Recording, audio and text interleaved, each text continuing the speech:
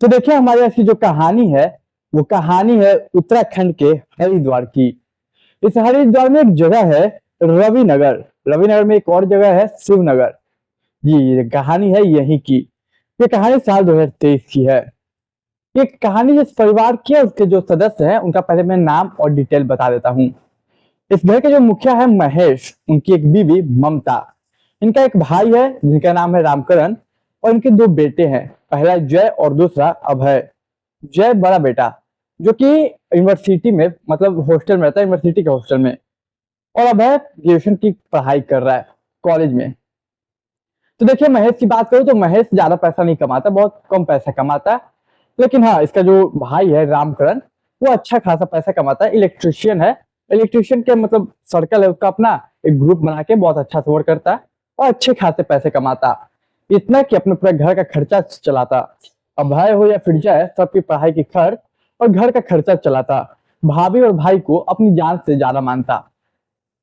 तो देखिए इनके जीवन में सब कुछ कहानियां बहुत अच्छी चल रही थी, सब कुछ अच्छा चल रहा था।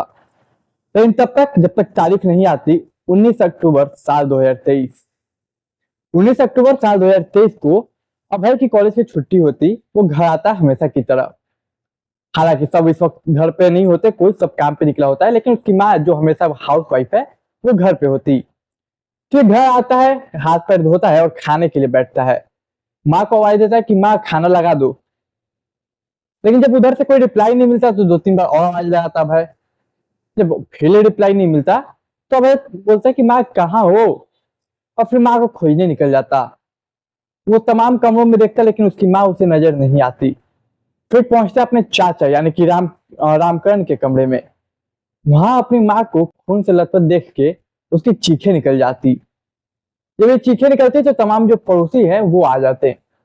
वो आते, उनमें से कुछ पुलिस को कॉल करते और तमाम उनके पापा और चाचा को कॉल करते। अब पुलिस भी आती और तमाम चीजें देखती तो उन्हें लगता कि हो सकता है जिंदा हो। पुलिस हॉस्पिटल ले जाती, लेकिन अफसोस काफी देर हो चुकी थी। डॉक्टर भी हाथ खड़े कर देते। देखिए अब पुलिस अपने इन्वेस्टिगेशन शुरू करती। सबसे पहले परिवार से पूछताछ करती कि आखिर मतलब आप लोग थे कहाँ।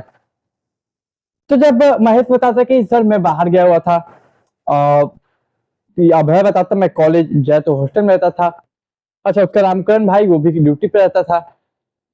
देखिए पुलिस पड़ोसी से पूछताछ करती, कुछ सुना आपने, कुछ देखा। यहाँ की महेश बताता कि सर मेरी बीवी का जो मतलब गहना है वो दिख नहीं रहा है।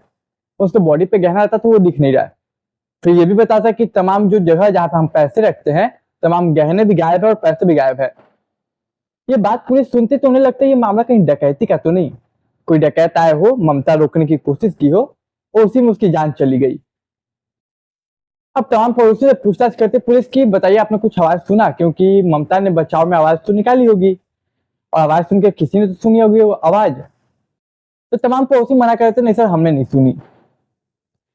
अब पुलिस तमाम चीजों को देख के इन्वेस्टिगेशन शुरू करती और अपने स्तर से इंक्वायरी करती। पड़ोसियों से पूछताछ करती कोई इनका इंटरनल मैटर ना हो।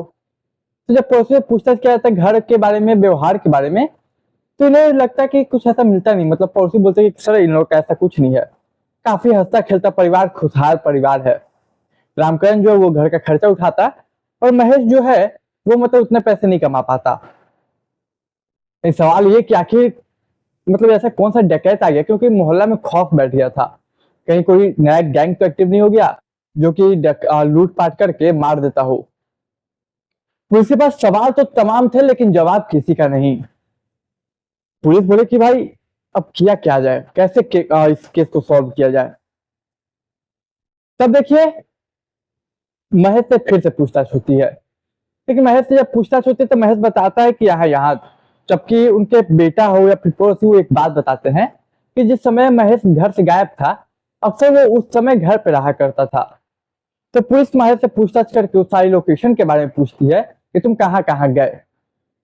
और पुलिस क्रॉस चेक करती है, पुलिस हर वो जगह जाती है जहां पे महेश बताता है कि गया था। इत्तेफाक देखिए कि पुलिस को बिल्कुल सही न्यूज मिली थी, मतलब महेश ने सही बोला था। वाकई में वो उस जगह पे गया था जहां उसने बताया, उन लोगों से भी मिला था जिसका नाम लिया। पुलिस के हाथ फिर निराशा लगी क्योंकि उससे शक हुआ था पहले बार पति पे। खैर यहाँ से पुलिस को कुछ मिलता नहीं है।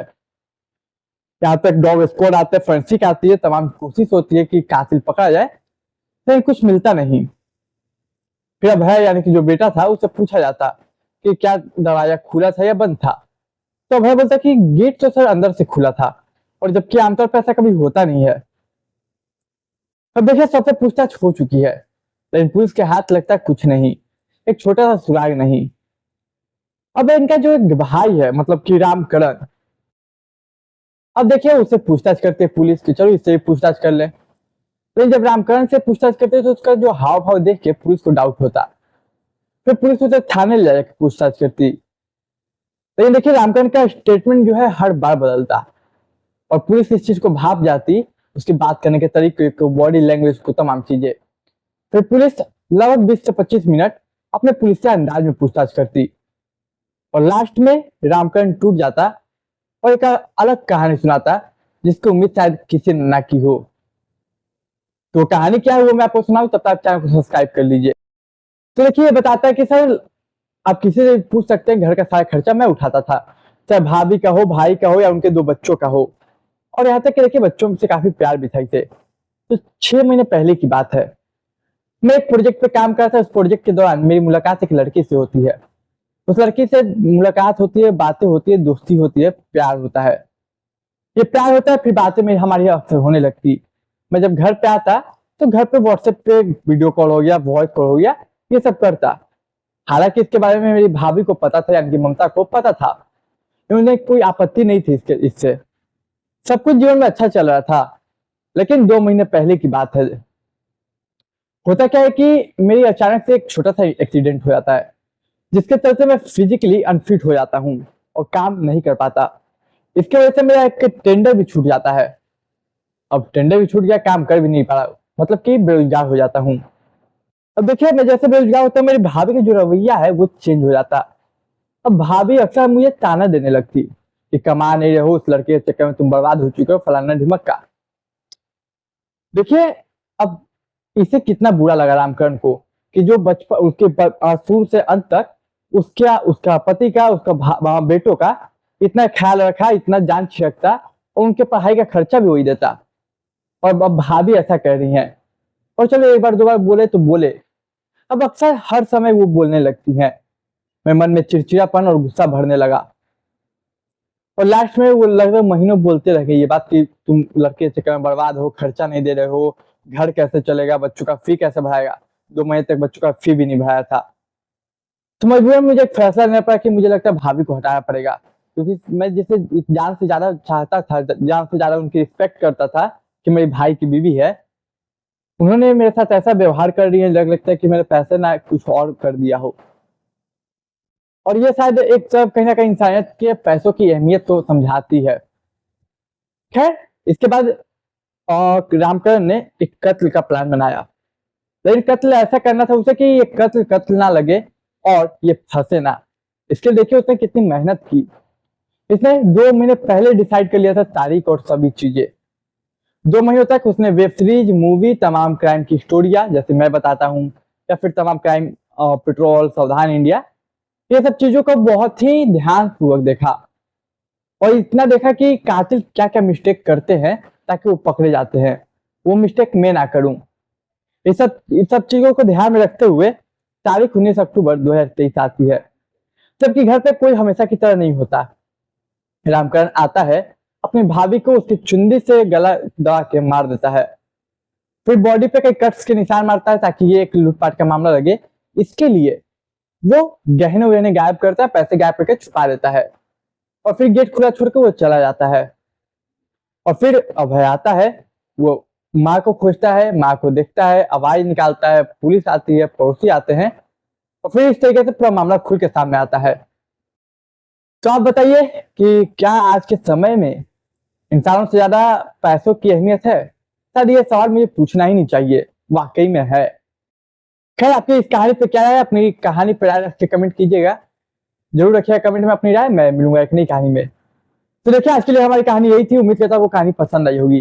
कहानी पसंद आई तो चैनल को सब्सक्राइब, वीडियो को लाइक, दोस्त रिश्तेदार के साथ शेयर कीजिए। मैं मिलूंगा एक नई कहानी में, तब तक के लिए मुझे दीजिए इजाजत।